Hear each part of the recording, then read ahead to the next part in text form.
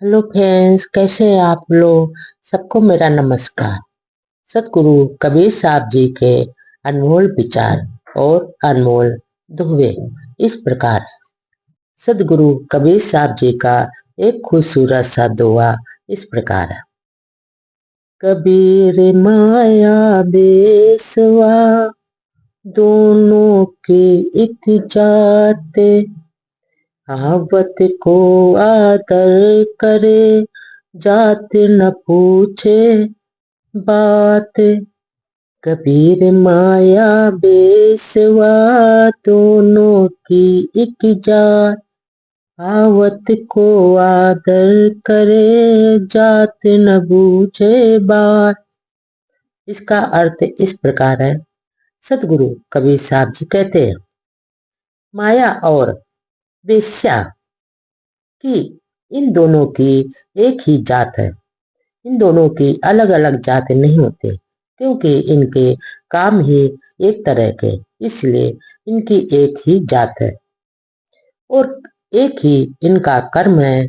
सतगुरु कबीर साहब जी कहते हैं कि इनका एक, दोनों की माया और वेश्या की एक ही जात होती है और कर्म भी एक होता है।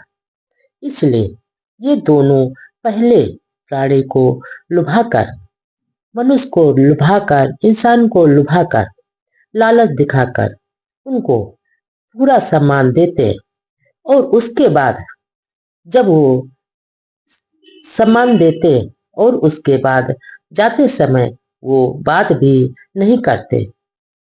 आगे सदगुरु कबीर साहब जी कहते हैं, ये दोनों एक ही, इनके एक ही जात है।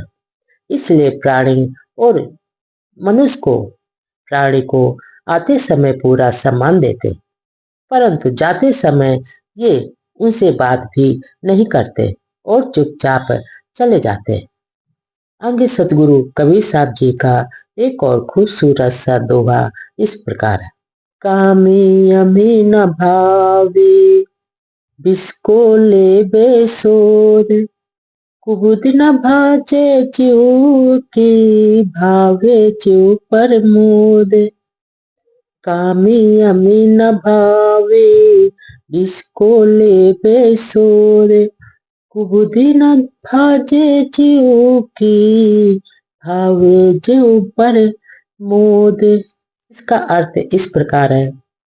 सदगुरु कबीर साहब जी कहते हैं कि ये जो विषय भोगी और कामी पुरुष को कितना भी उपदेश दो, सतगुरु कहते हैं जो विषय के भोगी होते और कामी के होते, कामी जो पुरुष होते, उनको कितना भी उपदेश दो, कितना भी ज्ञान दो, वो सदाचार और ब्रह्मचर्य की आदि की शिक्षा तो दो, उसे अच्छा नहीं लगता है।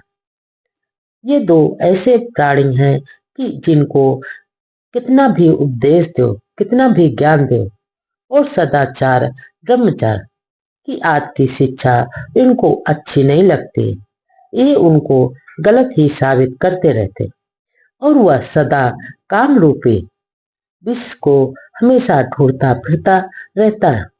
ऐसे पुरुष, ऐसे इंसान, वो हमेशा काम रूपी विष को ढूंढते फिरते रहते और उनकी जो चित्त होता है वो चंचलता से उसकी बुद्धि भी नष्ट हो जाती। ऐसे मनुष्य के चंचलता से उसकी बुद्धि भी नष्ट हो जाती और जिसके कारण सदगुरु को वह ग्रहण भी नहीं कर पाता और जो अच्छे गुण होते उनको कभी भी ग्रहण नहीं कर पाते और जो बुरे गुण होते उनको सदा हमेशा ग्रहण करते रहते, क्योंकि उनकी बुद्धि भी नष्ट हो जाती है, हो गई है। आगे सतगुरु कबीर साहब जी का एक और खूबसूरत सा दोहा इस प्रकार है।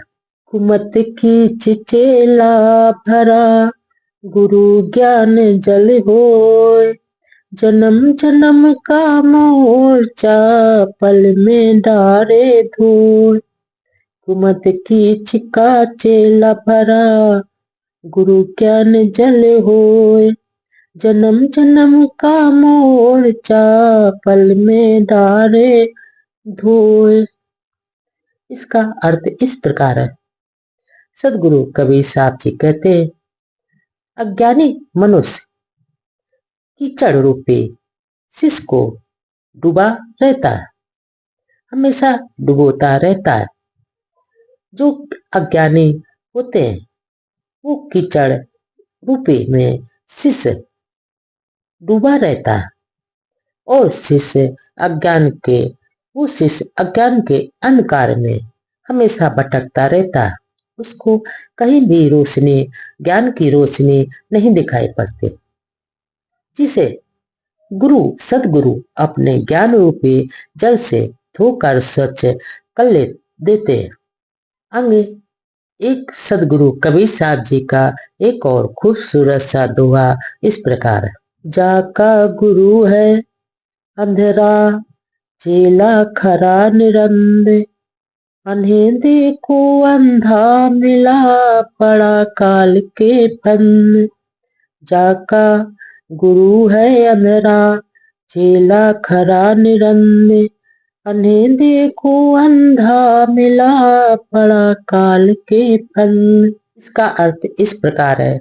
सदगुरु कबीर साहब जी कहते हैं, यदि गुरु ही अज्ञानी है तो शिष्य ज्ञानी कैसे हो सकता?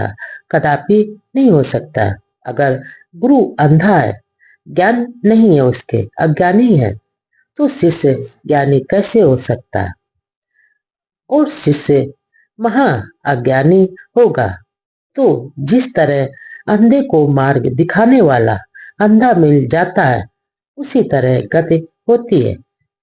अगर गुरु अंधा होता है, अज्ञानी होता है, तो शिष्य भी अंधे शिष्य को अंधा गुरु कैसे मार्ग दिखाएगा? क्योंकि दोनों ही अंधे हैं।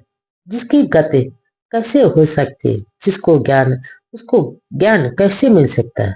ऐसे गुरु और शिष्य काल के चक्र में हमेशा फंसकर अपना जीवन व्यर्थ में गंवा देते हैं, बेकार में गंवा देते हैं।